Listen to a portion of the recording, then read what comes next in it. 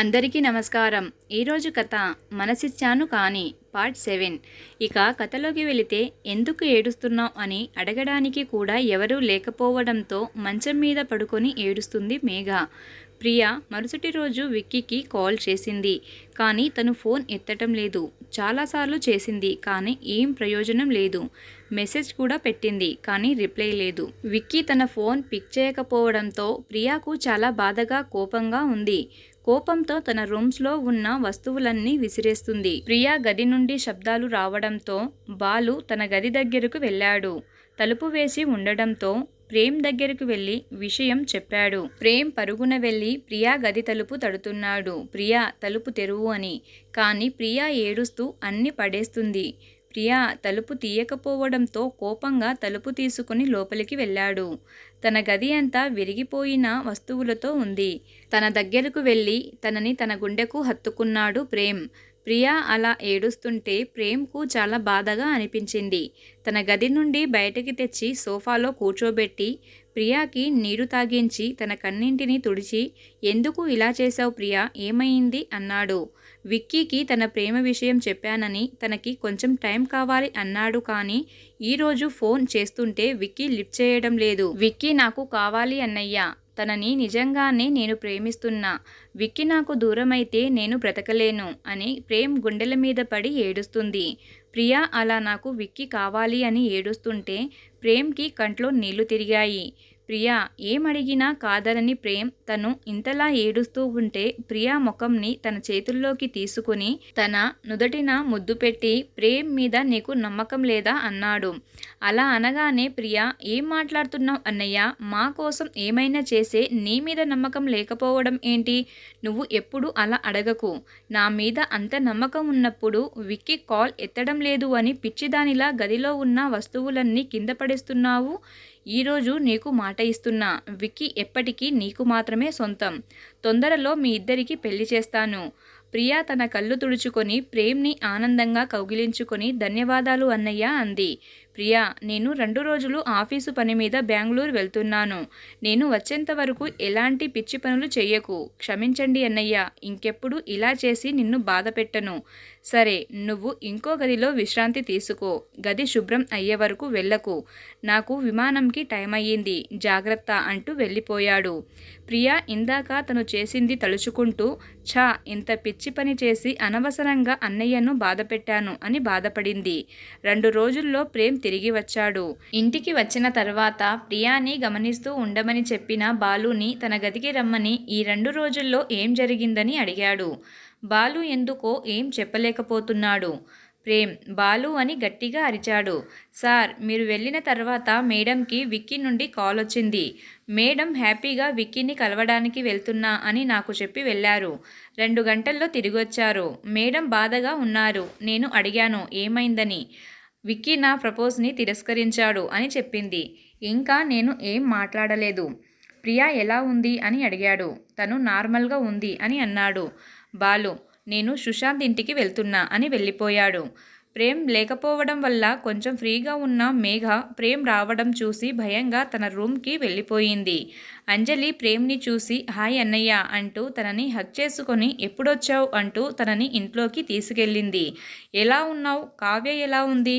తను స్కూల్కి వెళ్ళింది. సుశాంత్ ఎక్కడా? తను ఆఫీస్కి వెళ్ళడానికి రెడీ అవుతున్నాడు. తనతో మాట్లాడాలి. సరే పిలుస్తాను అని వెళ్తుంటే తనే వచ్చాడు. ప్రేమ్ ఎప్పుడు వచ్చావు అని అడిగాడు సుశాంత్. ఇప్పుడే, నీతో మాట్లాడాలి. చెప్పు ప్రేమ్. అది పెళ్లి గురించి. పెళ్లి 4 డేస్లో పెట్టుకుందామా? సుశాంత్ అదేంటి మరీ ఇంత తొందర అన్నాడు. నేను ఆఫీస్ పని మీద అమెరికా వెళ్ళాలి. ఈలోగా పెళ్లి చేసుకొని మేఘాని కూడా నాతో తీసుకుని వెళ్తాను. మళ్ళీ 3 మంత్స్ వరకు రాలేను. సుశాంత్ అంజలిని చూసి 1 నిమిషం ఆలోచించి సరే, ప్రేమ్ని ఇష్టం అన్నాడు. నేను ఈ విషయం మేఘాకి చెప్తాను అని తన రూమ్కి వెళ్ళాడు ప్రేమ్. తన రూమ్కి వెళ్ళి మేఘ ముందు హ్యాండ్స్ ఫోల్డ్ చేసుకొని నిల్చున్నాడు. తనని కోపంగా చూస్తూ నన్ను చూసి ఎందుకు వెళ్ళిపోయావు? మేఘ అంటే మీరు నన్ను చూసారా? నా నుండి నువ్వు తప్పించుకోలేవు. నీకో గుడ్ న్యూస్, ఇంకో 4 డేస్లో మన పెళ్ళి, రెడీగా ఉండు అని చెప్పి వెళ్ళిపోయాడు. మేఘాకి కాళ్ళ కింద భూమి కంపించినట్లు ఉంది. కానీ తను ఏం చేయలేదు. కనీసం కొద్ది రోజులైనా ప్రశాంతంగా ఉండాలని ఉంది. కానీ మరి ఇంత తొందరగా ప్రేమ్ దగ్గర బందీలాగా అయిపోతాను అనుకోలేదు. తన కంట్లో నీరు కూడా రావడం లేదు. ఏడ్చి ఏడ్చి నీళ్లు ఇంకిపోయాయి. ప్రేమ్ వెళ్ళగానే సుశాంత్ తన రూమ్కి వచ్చి మేఘాకి విషయం అంతా చెప్తాడు. మేఘ మీ ఇష్టం అన్నయ్య అని చిన్న నవ్వు నవ్వుతుంది. సుశాంత్ మేఘ తల మీద ముద్దు పెట్టి ఇంత తొందరగా నీ పెళ్ళి అంటే నాకు కాళ్ళు చేతులు ఆడటం లేదు. ఇంకా నాకు చాలా పనులు ఉన్నాయి అని వెళ్ళిపోయాడు. 4 రోజులు తొందరగా గడిచిపోయాయి. పెళ్లి రోజు వచ్చింది. పెళ్లి ప్రేమ్ ఇంట్లోనే కావడంతో మేఘాన్ని తీసుకుని ప్రేమ్ మహల్కి వెళ్లారు. పెళ్లి కూతురుగా మేఘ చాలా అందంగా ఉంది. తనని చూస్తూ నిల్చున్నాడు. పెళ్లి కూతురుగా నడుస్తూ వస్తున్న మేఘాన్ని చూసి బ్యూటిఫుల్, చాలా అందంగా ఉంది అని అనుకోకుండా ఉండలేకపోయాడు ప్రేమ్. ప్రేమ్ కూడా పెళ్లికొడుకు బట్టల్లో చాలా అందంగా కనిపిస్తున్నాడు. ప్రేమ్ మేఘ ఇద్దరు పక్కపక్కన కూర్చుంటే చూడటానికి 2 కళ్ళు చాలటం లేదు. అంత అందంగా ఉంది ఆ జంట. చాలా సింపుల్గా ఇంట్లో ప్రేమ్ మేఘాల పెళ్లి జరిగిపోయింది.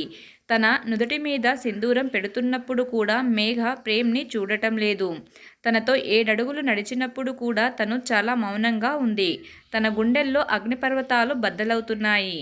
తను విక్కీతో కలిసి జీవించాలని ఊహించిన జీవితం ఆ చితిమంటల్లోనే కలిసిపోయింది. చివరగా తన మెడలో నల్లపూసలు వేశాడు. అప్పుడు మేఘ తన పెళ్లి చీరను తన గుప్పెట బిగించి కళ్ళు మూసుకుంది. తన కంటి నుండి 2 కన్నీటి చుక్కలు ప్రేమ్ చేతి మీద పడ్డాయి. తన కన్నీటి బొట్టు వేడి చెబుతుంది తను ఎంతలా బాధపడుతుందని. తను కళ్ళు తెరిచి ప్రేమ్ని చూసింది. తనని చూసి చిన్నగా కన్ను కొట్టాడు. అది ఎవరూ చూడలేదు. సుశాంత్, అంజలి, ప్రియా అందరూ చాలా హ్యాపీగా ఉన్నారు. ప్రియా విక్కీ నాకు మాత్రమే సొంతం అని తన మనసులో చాలా హ్యాపీగా ఫీల్ అవుతుంది.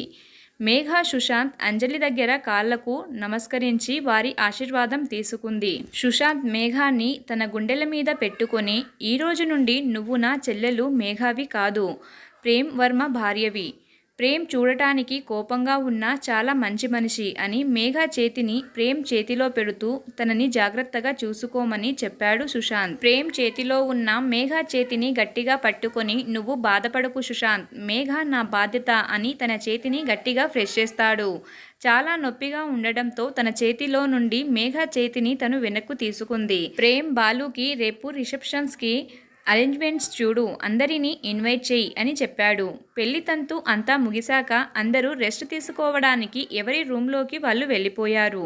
ప్రేమ్ తన రూమ్లోకి వెళ్ళాడు. మేఘ కూడా ముందు తను ఉన్న రూమ్కి వెళ్ళి బెడ్ మీద కూర్చొని కళ్ళు మూసుకొని తన జీవితంలో జరిగిన వాటి గురించి ఆలోచిస్తూ ఉంటుంది. ఇంతలో తన రూమ్ డోర్ తడుతున్న శబ్దం వస్తుంటే వెళ్ళి తలుపు తీసింది. పని మనిషి వచ్చి తన చేతిలో ఉన్న కవర్ మేఘ చేతిలో పెట్టి, మేడం సార్ రమ్మన్నారు అని చెప్పి వెళ్ళిపోయింది. తన చేతిలో ఉన్న కవర్ని బెడ్ మీద పెట్టి కిందకి వెళ్ళింది. డిన్నింగ్ హాల్లో తన కోసం వెయిట్ చేస్తున్నారు. మేఘ ఎక్కడ కూర్చోవాలి అని చూస్తుంటే సుశాంత్ మేఘ వెళ్ళి ప్రేమ్ పక్కన కూర్చో అన్నాడు. మేఘ తన పక్కన కూర్చున్న తర్వాత, ప్రియా, అన్నయ్య పెళ్ళైన మొదటిసారి ఇద్దరు కలిసి భోజనం చేస్తున్నారు. ముందు ఒకరినొకరు తినిపించుకోండి, తర్వాత తినడం స్టార్ట్ చేయండి. ప్రియా అలాంటివి ఏమీ వద్దు అన్నాడు. సుశాంత్, కాదనకు ప్రేమ్, మీరు అలా తినిపించుకోవడం మేము కూడా చూస్తాం కదా. ప్రియా, ప్లీజ్ అన్నయ్య ప్లీజ్ అని అడుగుతుంటే కాదనలేక ఒప్పుకున్నాడు. ప్రేమ్కు ఇష్టం లేకున్నా మేఘకి స్వీట్ తినిపిస్తూ తను కూడా కొంచెం తిని ఆలోచిస్తుంది, ఇప్పుడు నేను పెట్టాలా అని. ప్రియా, ఏంటి మేఘ, నువ్వు కూడా మా అన్నయ్యకు పెట్టు అనడంతో మేఘ కూడా స్వీట్ తీసుకొని ప్రేమ్ నోట్లో పెడుతుంటే తన చేతులు వణుకుతున్నాయి. మేఘ చేతులు వణకడం చూసి చిన్న స్మైల్ ఇస్తూ మేఘ చేతుని పట్టుకొని తన నోట్లో పెట్టుకున్నాడు. స్వీట్ తింటూ మేఘ వేలు చిన్నగా కొరికాడు. ప్రేమ్ అలా చేయడంతో వెంటనే తన చేతిని వెనక్కు లాక్కుంది. ఆ తరువాత అందరూ తిన్నారు. పెళ్లి ప్రేమ్ ఇంట్లో జరగడంతో అప్పుడు గృహప్రవేశం చేయించలేదు కనుక ఇప్పుడు చేయించాలని అంజలి ప్రేమ్తో చెప్పడంతో ఇప్పుడు ఎందుకు అన్నాడు. సుశాంత్ కూడా అలా అనకూడదు ప్రేమ్, పెళ్లి సింపుల్గా జరిగినంత మాత్రాన పద్ధతులు పాటించాలిగా. ప్రేమ్ ఇంకా ఏం మాట్లాడలేక సరే మీ ఇష్టం అన్నాడు. అంజలి, ప్రియా అన్ని ఏర్పాట్లు చూసి పూర్తి చేసి ప్రేమ్ని మేఘాని గుమ్మం ముందు నిలబెట్టారు. అంజలి, మేఘ అక్కడ ఉన్న ఆ బియ్యం పాత్రని నీ కుడికాలుతో తన్ని ఇద్దరు ఒకేసారి కుడికాళ్ళు పెట్టి లోపలికి రండి అంటుంది. అలా ఇద్దరు గృహప్రవేశం చేశారు. ఆ తరువాత ఎర్రనీళ్లు కలిపిన పళ్ళెంలో మేఘ 2 కాళ్ళు పెట్టి ఆ కాళ్ళతో ఇంట్లో అడుగులు పెట్టింది.